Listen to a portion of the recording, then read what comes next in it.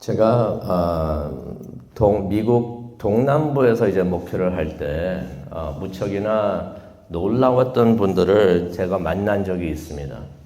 그래가지고 그 중에 몇 분들하고 같이 이제 사역도 하고 그랬었는데요. 한 40여 명 되지 않았는가, 정확한 숫자는 제가 기억이 안 나는데 한 40여 명 되시는 분들입니다. 이분들이 왜 놀라운 사람들이었는가? 미국 그 지역이 아니라 미국 전체를 봤을 때도 제일 큰 대형 교회라고 할 수 있는 그 교회의 교인들이었습니다. 큰 교회 교인들이라고 해서 놀랐던 것은 아니고요. 그분들이 원래는 1시간 반 정도 떨어진 곳에서 거주하고 있었고 그 교회를 이제 다니고 있었는데 제가 살던 곳은 거기에서 한 1시간 반 정도 떨어졌던 곳이었습니다. 그분들이 다 함께 40여 명이 다 함께 이주해서 온 곳입니다. 그들이 같은 교회를 섬기고 있다가 같이 이사를 해서 제가 살고 있던 도시로 이사를 온 이유가 있었습니다.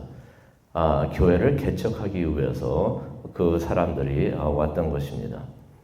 그들이 이전에 살던 곳은요, 지금도 미국에서 젊은 사람들이 가장 많이 모이고 있고, 이제 돈 잘 벌고 그러한 사람들이 가장 많이 모이고 있고, 살기 좋은 곳으로 항상 서베이를 하면은 1위에 뽑히는 곳이에요. 거기에 모여서 이제 거기서 살던 사람들이었는데 그곳을 떠나가지고 이사를 해가지고 다른 도시에 정착을 했던 사람들입니다. 제가 그 전에 살던 도시는 조용한 도시예요. 한 중소 도시 그 사이즈인데 나이 든 분들이 많이 살고 있었던 그러한 조용한 도시였던 것입니다. 젊은 사람들은 웬만하면 빠져나가려고 그러고 기회만 되면은 다른 도시로 이제 나가려고 했던 그런 도시였는데 그곳에 그분들이 와가지고 젊은 사람들, 그 도시에 살고 있는 젊은 사람들을 위한 젊은 교회를 개척하기 위해서 그분들이 오셨던 것이에요. 어떻게 오게 되었는가 이야기를 들어보니까 오기 전에 한 5년 전부터 자원들을 해가지고 훈련을 받아가지고 파송을 받은 사람들이었습니다. 제자를 삼는다는 목적 아래 새로운 곳을 오게 됐으니까 직장도 새로 구해야 되겠죠. 그리고 집도 새로 구하게 찾아가지고 새로운 도시로 이사를 했던 것입니다. 그분들을 그렇게 옮긴 것을 보면서 개척교회를 시작하는 것을 보면서 참 놀랍다라고 생각을 하고 참 대단한 사람들이다라고서 생각을 해봤습니다. 개척교회는 저도 해봐서 알지만은 개척교회는 무척이나 힘듭니다.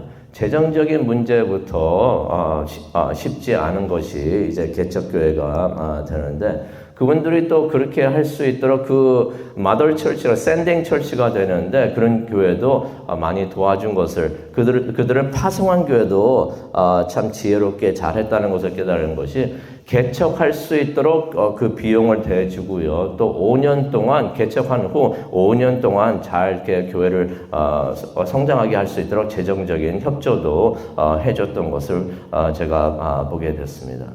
그런데 그렇게 그들도 헌신을 하고 그 파송한 교회도 열심히 돕고 해가지고 그 교회가 급성장하는 것을 제가 바로 옆에서 봤는데요. 40여 명이 왔는데 한 3년이 지나가니까 그 교회가 3,000여 명이 됐어요. 3,000여 명이 돼가지고 그 교회 저도 몇 번 가보고 그랬는데 그 도시가 원래 나이 든 분이 많이 있는 도시였는데 그 교회 가면 3,000여 명이 거의 다가 젊은 친구들이에요. 그전에는 교회를 떠나가지고 교회를 찾지 않았던 사람들이 그렇게 교회가 세워지니까 많이 모여서 하나님을 예배하는 것을 봤습니다. 근데 그게 다가 아니었습니다. 몇 년 같이 이렇게 사역들도 하고 그랬었는데 한 번은 저를 찾아와가지고 그런 말을 하더라고요. 자기들이 그 중에 한 분이었는데 또 이사 간대요. 그래가지고 어디로 가냐고 그랬더니 이번에는 제가 살던 데는 노스캐롤라이나였었는데 어디로 가냐 했더니 플로리다로 간대요. 플로리다 거기 또 왜 가냐 했더니 거기 가서 또 개척교회를 한대요. 거기에 또 시골 같은 도시였는데 그곳에 가가지고 또 말씀을 선포하기 위해서 그래서 교회를 또 세운다 하는 말을 들은 적이 있었습니다. 어쩌면 세상은 그들을 알아주지 않을 수도 있습니다. 뭐 신문에 그렇게 한다고 신문에 나는 것도 아니고요. 누가 알아주는 것도 아닐 수가 있고 오히려 세상은 그렇게 하는 사람들을 보면서 무모한 일을 하는 사람들이다라고 생각을 할 수가 있습니다. 하지만은 그런 생각을 해봅니다. 하나님에게는 그들이 무척이나 중요한 사람들이 아닌가 생각을 해봅니다. 하나님이 가지고 계신 책이 있는데 그 책에 그들의 이름이 다 하나 한 명 한 명씩 다 기록이 되어 있지 않는가 생각을 해봅니다. 느헤미야 11장 잠시 전에도 제가 말씀을 드렸지만 알지도 못하는 사람들의 이름 새벽부터 발음하기도 힘든 사람들의 이름이 많이 있는 것을 우리가 읽었는데 이 사람들이 가만히 생각해 보면 참 대단한 사람들입니다. 새로 완공된 예루살렘으로 이사한 사람들이 되는 것입니다. 느헤미야는 이 사람들을 생각을 하면서 얼마나 고마웠는지 그 사람들의 이름을 일일이 기록을 한 것을 우리가 보게 됩니다. 오늘 말씀을 한번 보도록 하겠는데요. 예루살렘의 성벽과 성문이 복원이 됐습니다. 그런데 우리가 그 전에 7장을 통해서도 봤지만은 성 안은 아직도 비어 있었던 것입니다. 집들이 얼마 없었다고 하는 말씀을 우리가 7장을 통해서 봤습니다.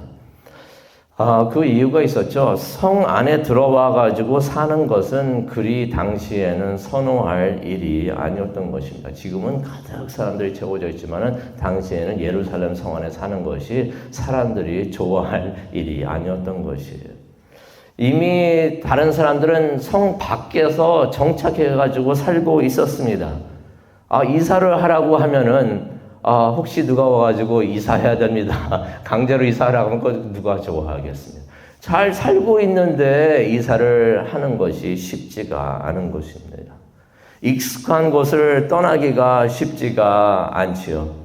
게다가 예루살렘은 당시에는 외적의 탈겟이 되기 쉬운 곳이었던 것입니다.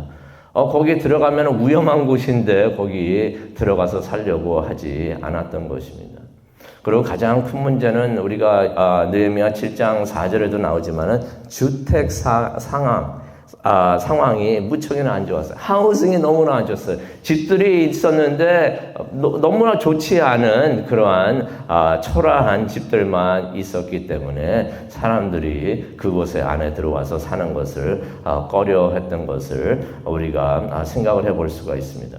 하지만 하나님께서는 그 성 안에 많은 사람들이 가득히 채워지기를 하나님께서는 원하셨습니다.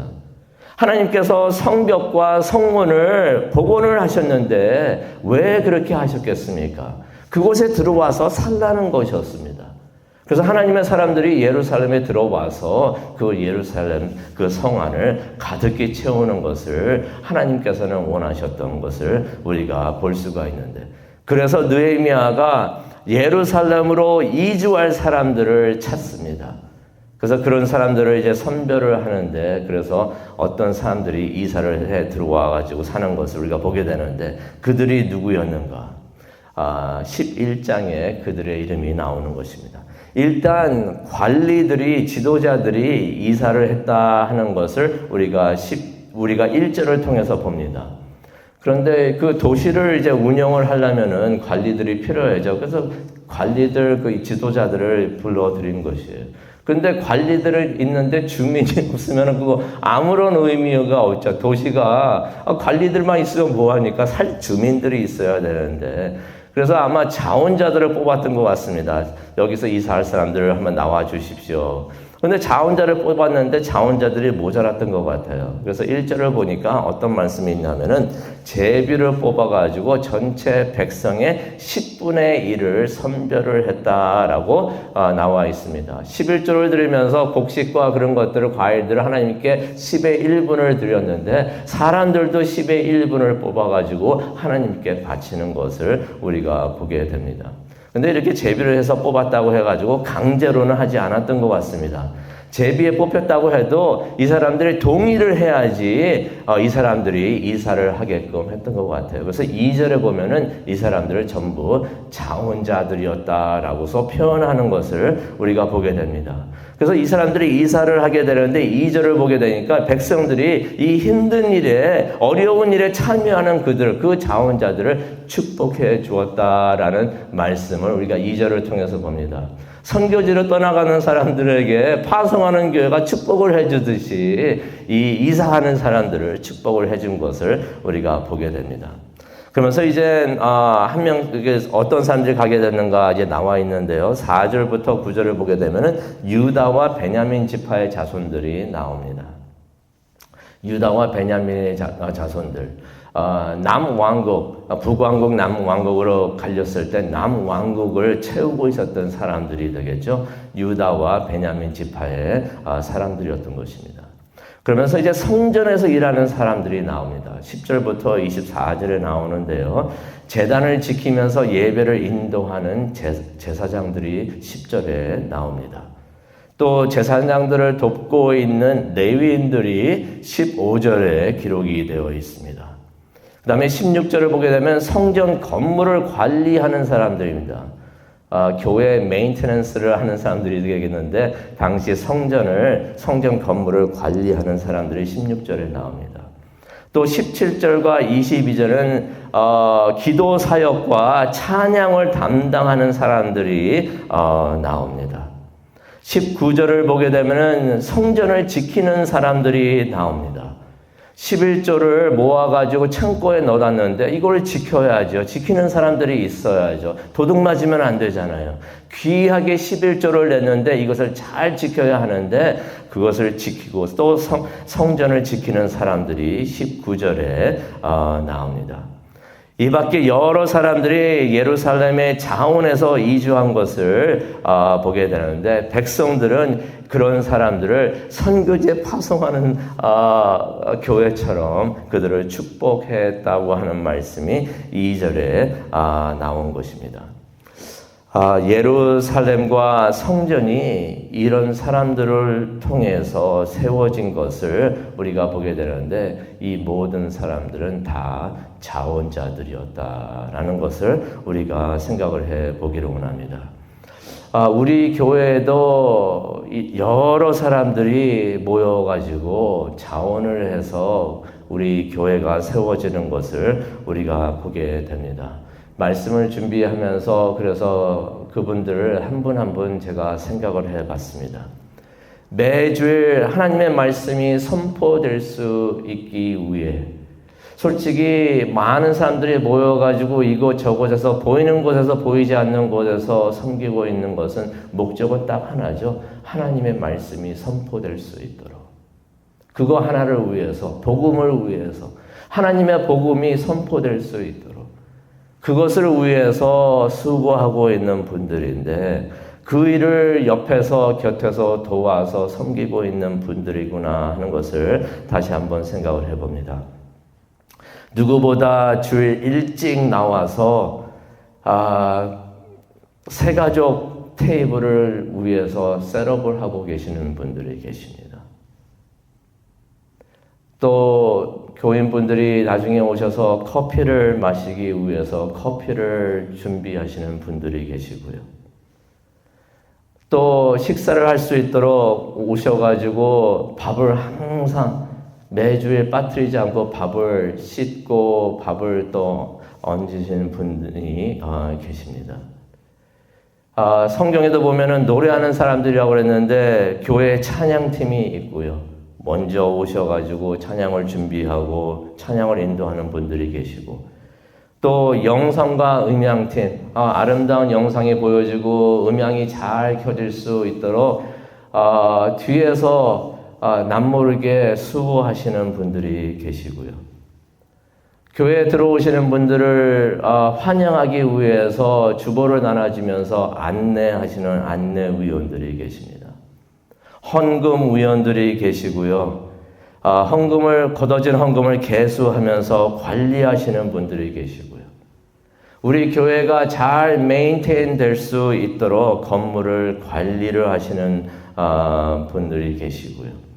또 점심 식사를 위해서 친교를 잘 할 수 있도록 점심 제공을 해 주시는 분들이 계시고, 많은 분들이 점심을 하고서 돌아가신 후에도 부엌에 들어가가지고 설거지를 하고 계시는 분들이 계시고요. 또 매주 많은 쓰레기가 나오는데 그 쓰레기를, 그 무거운 쓰레기통들을 쓰레기통 밖으로 가지고 나가서 치우시는 분들도 계십니다. 로비가 아름답게 장식이 될 수 있도록 그것을 장식을 하시는 분들이 계시고요. 소그룹이 잘 모여질 수 있도록 소그룹을 인도하고 계시는 분들도 계십니다. 점심 식사가 잘 될 수 있도록 점심을 배분하는 분들도 계시고요. 새벽 제단에 불이 꺼지지 않도록 매일 새벽 제단에 나오셔가지고 기도하고 계시는 분들도 계시고, 새벽 기도회 때 돕는 분들도 계십니다. 기도하기 위해서 불을 꺼주시는 분들도 계시고요. 보이는 곳이나 보이지 않는 곳에서 겸손히 섬기고 계시는 많은 분들이 있는 것을 우리가 보게 됩니다. 또 모임이 있을 때마다 묵묵히 참석하여서 그 모임을 돕고 계시는 분들도 계시고요. 그렇게 생각을 해 봅니다. 또 그러다 보니까 또 이런 분들도 생각이 되네요. 토요일은 제가 항상 말씀을 드리죠. 주일 예배를 위해서 준비하는 날이다. 그 토요일 우리가 모였을 때 모인 사람들을 위해서 식사를 준비하고 계시는 분들도 계십니다. 누가 알아주든 안 알아주든 묵묵히 하나님의 교회를 세우고 있는 분들입니다.